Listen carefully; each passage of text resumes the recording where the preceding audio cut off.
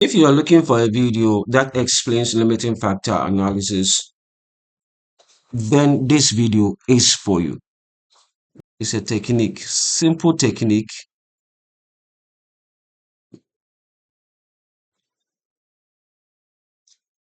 used by companies to identify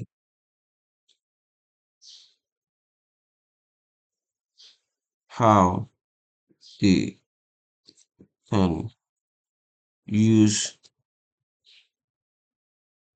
their resources to bracket limiting factors. Now, what are the limiting factors? There are so many limiting factors. In fact, you can think of what will impede any organization in achieving its objective. The first one can be material cost, and availability. So we are looking at two things here. The cost of the material can be high and it may not also be available. It is scarce. Two, labor. Labor costs and availability.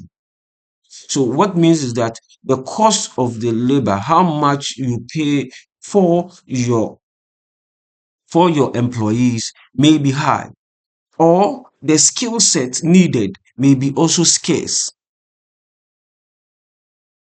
So let me write it well. The third one is machine costs, and let's say the availability of the machine. So when we look at, you may have a machine that is readily available but at a higher cost, or you can have a machine that is cheap but easily breakable. Then you can also have capital. You can also have capital as a limiting factor. So when you put all these factors together, you realize that companies can have a lot of limiting factors. The basic thing that companies want to achieve is that how should they use the limiting factor to earn higher contribution.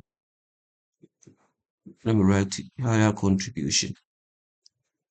Now, I wrote this in capital letters because this is basically the factor that limiting factor analysis hovers around.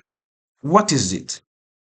Now, contribution is basically contribution is basically your sales price minus your variable cost. Now, why are companies only considering your sales price and your variable cost? This means that this means that limiting factor analysis comes with assumptions. And most important of the assumption is that fixed costs are fixed within a range of production.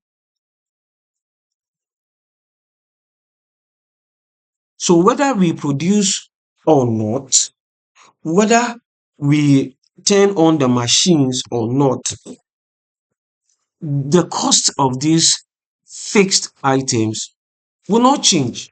So when you buy, let's say, a building, when you have a building, the cost of the building will not change.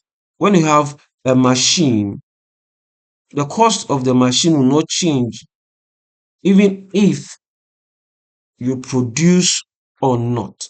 So taking these factors, the fixed cost, into consideration means that you are obscuring your vision as to what your analysis is about. So in limiting factor analysis, fixed costs are not considered. What do we consider? We consider the variable cost. Why do we have to consider the variable cost? Because variable cost varies with the level of output.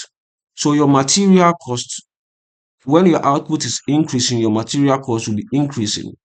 When your productivity or your output is increasing, your labor that you need may also increase, all things being equal. And the costs associated will also be increasing, because when the labor hours is increasing, the cost will also be increasing. The machine hours and the machine cost. What means is that what means that if you have machine hours, the cost is fixed. But if you have machine hours, the machine hours are how many hours the machine can be used to produce the output. The higher the output, the more the machine hours. So the machine hours is varying with the level of output. I hope you get it. And so in limiting factor analysis, what we consider are the variable costs. Now, when we subtract the variable cost from your sales price, then we get the contribution. Now, what should you consider again? Now, when you get your contribution, sorry, I did not say the contribution per unit of the product, then you have to consider what is the limiting factor per unit. So you look at your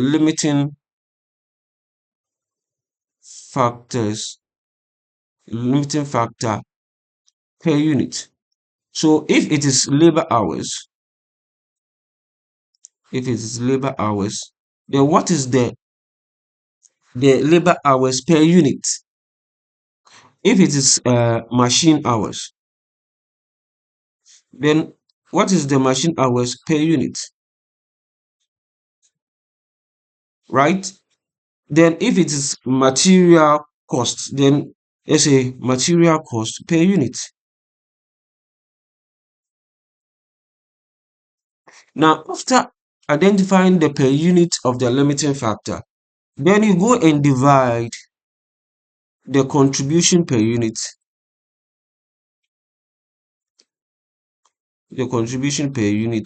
by the limiting factor per unit. What this means is that if you get the contribution per unit of the product and divide by the limiting factor per unit, you are going to get your contribution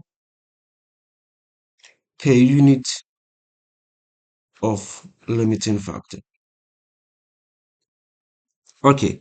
Now, if you get your contribution per unit of the limiting factor, what does that mean? A contribution per unit of the limiting factor. Let's say we have three products, A, B, C. Now, let's say machine hours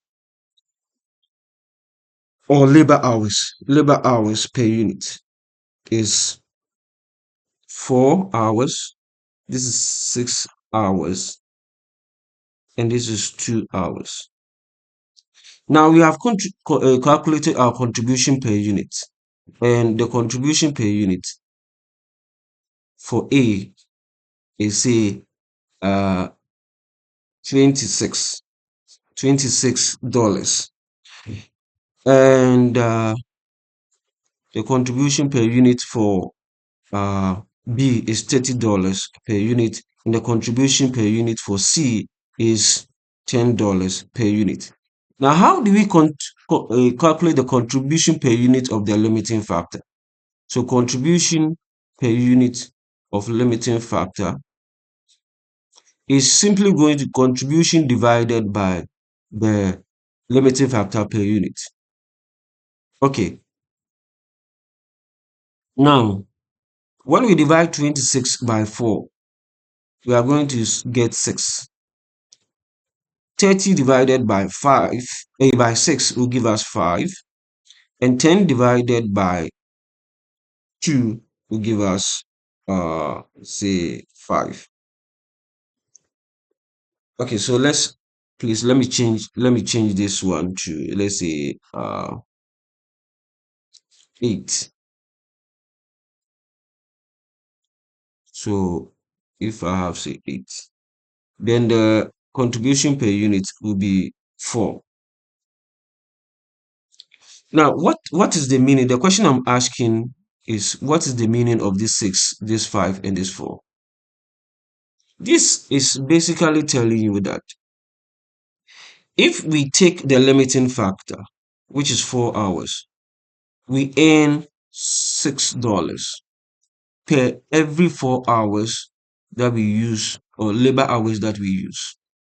Likewise, we earn $5 per every 6 hours of labor time per unit of the product.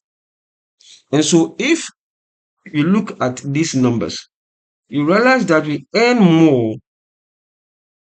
which is 6, with less labor hours for A. We earn less with more labor hours for B, and we earn more with less labor hours per unit. And so if you look at these three products, how are they performing? So we come to the next process, which is you have to rank products in descending order.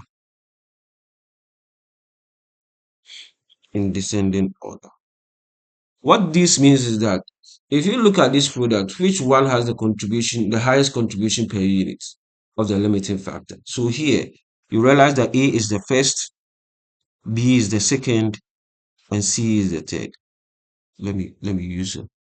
Okay, so it's okay. It's the third. So this will guide you. So the first, the second, and the third. After you've ranked the products, then you go and do what is called your production schedule. Now, when you look at your production schedule, then you can utilize the available machine hours to produce your products according to the rank, so that it comes back to the basic thing that you want to do. You are utilizing your limiting factors to produce the product that has the highest contribution per unit of the limiting resource, so that you can earn higher contribution for for the time that, or for the limiting factor that you are trying to analyze. So basically, this is how limiting factor analysis is done.